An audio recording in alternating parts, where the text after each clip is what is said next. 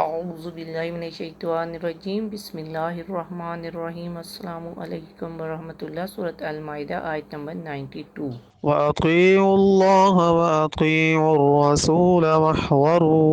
فإن توليتم فاعلموا أنما على رسولنا البلاغ المبين۔ اور تم اللہ کی اطاعت کرو اور رسول صلی اللہ علیہ وآلہ وسلم کی اطاعت کرو اور خدا اور رسول کی مخالفت سے بچتے رہو، اور اگر تم نے روگردانی کی تو جان لو کہ ہمارے رسول پر صرف احکام کا واضح طور پر پہنچا دینا ہی ہے، اور وہ یہ فریضہ ادا فرما چکے ہیں۔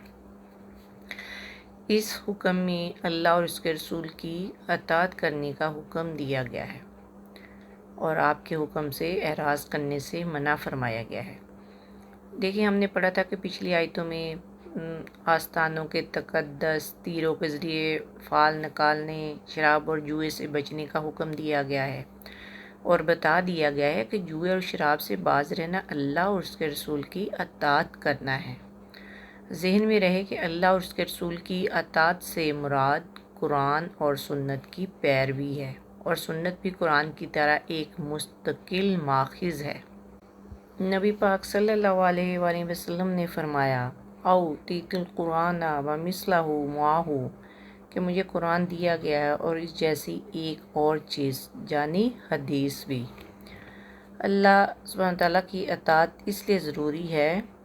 کہ وہی خالق، وہی مالک، وہی رازق، وہی زندگی دیتا ہے اور وہی موت دے گا۔ اسی نے زندگی کے ایک ایک لمحے کا حساب لینا ہے، تو اس لیے سب برے کاموں سے جو پچھلی آیات میں بتائے گئے ہیں ان سے بچو۔ پھر دوسرے نمبر پہ بتایا گیا ہے رسول اللہ صلی اللہ علیہ وآلہ وسلم کی اطاعت۔ تو رسول کی اطاعت ہی اللہ تعالیٰ کی اطاعت ہے، تاہم رسول اللہ کی اطاعت اپنی الگ مستقل حیثیت بھی رکھتی ہے،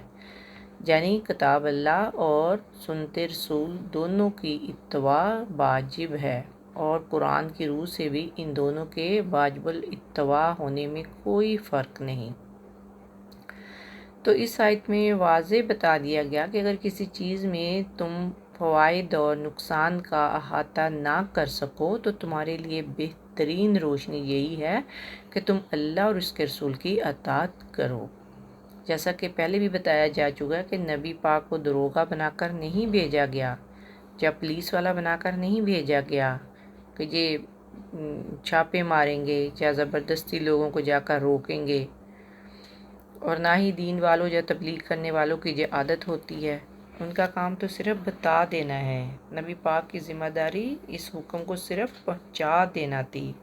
اور اب یہ مومنوں کی ذمہ داری ہے کہ وہ کتنا زیادہ اللہ کے حکموں کو مانتے ہیں۔ دیکھیں، مدینہ میں رہنے والے جو افراد تھے، ان کو جب شراب کی حرمت کا حکم ملا تو شراب مدینہ کی گلیوں میں بہا دی گئی، یعنی جس کے پاس جتنی شراب تھی وہ بہا دی گئی، ضائع کر دی گئی، اور یہ بالکل نہیں سوچا کسی نے کہ اس سے پیسے کا کتنا زیادہ ضیاع ہوگا، کتنا نقصان ہوگا۔ اگر اسی وقت کسی نے پی بھی تھی تو منہ میں انگلی ڈال کر کہہ کر دی گئی،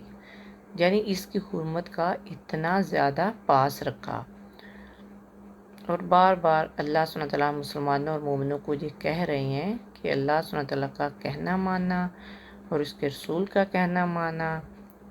ان کی باتوں کو منوان قبول کرنا، باز آ جانا،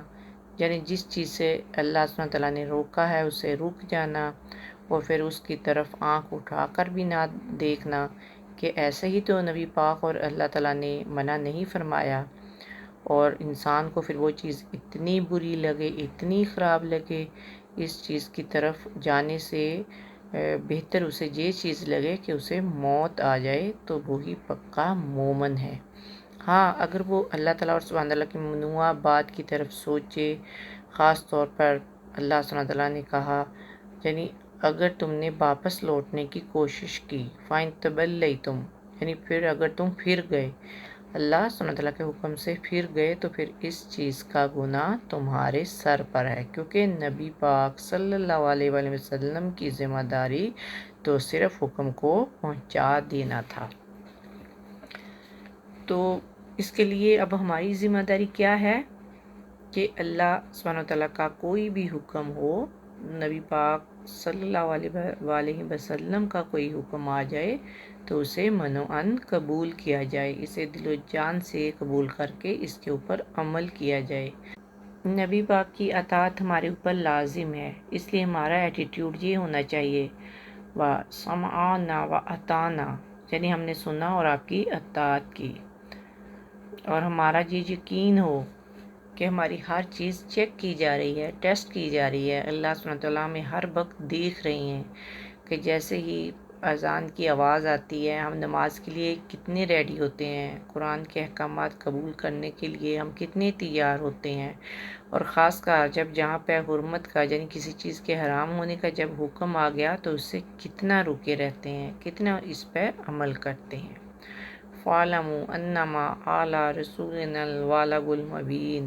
تو جان لو کہ ہمارے نبی کے ذمہ تو صرف پیغام کو کھول کر پہنچا دینا ہے، اور اس نے یہ فرض ادا کر دیا ہے۔ اگر انسان راہ راست اختیار کرتا ہے تو اس کا فائدہ اسی کے لیے ہے، اگر انسان برائیوں کا ارتکاب کرتا ہے تو اللہ تعالیٰ اس کا محاسبہ کرے گا۔ آپ کے ذمہ تو جو کچھ تھا وہ آپ نے کر دیا۔ تو یہاں پہ یہ واضح طور پہ بتا دیا گیا کہ اللہ سبحانہ تعالیٰ کی ممنوعات سے بچنا، اللہ کے رسول کی اطاعت کرنا ہے، اور اس بات کو اس طرح بھی بیان فرمایا کہ جو کچھ بھی رسول دیتا ہے اسے قبول کر لو، اور جس سے روکتا ہے اسے رک جاؤ۔ جس نے رسول کی اطاعت کی اس نے حقیقتاً اللہ تعالیٰ کی اطاعت کی۔ ماضی کے حوالے سے ایک استفسار یعنی سوال کا جواب بھی دیا گیا ہے۔ جب شراب نازل ہونے کا حکم آیا